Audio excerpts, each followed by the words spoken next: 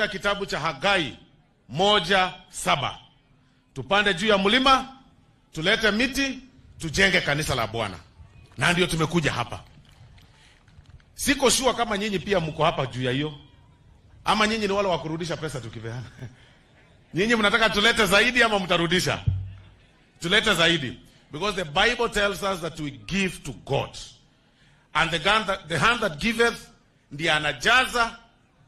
Inasema kwamba itakuwa inajazwa mpaka ikuwe overflowing. Na hiyo ndio imetuleta hapa. Saa zingine mnatuambia tukija kanisani tusiongee siasa. Wasema unajua nyinyi viongozi mkikuja mnaongea siasa.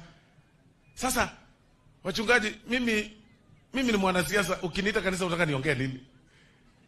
Because mimi nitaongea tu hiyo yenye mimi najua zaidi ya siasa.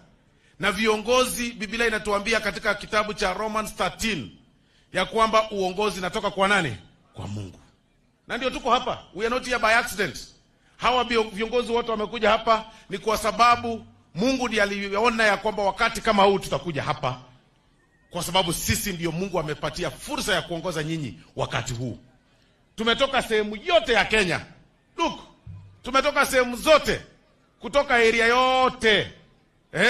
Mpaka viongozi wa Mlima wakiongozwa na Mheshimiwa Kimani Ichung'wah. Kwa hivyo hata Mlima iko hapa.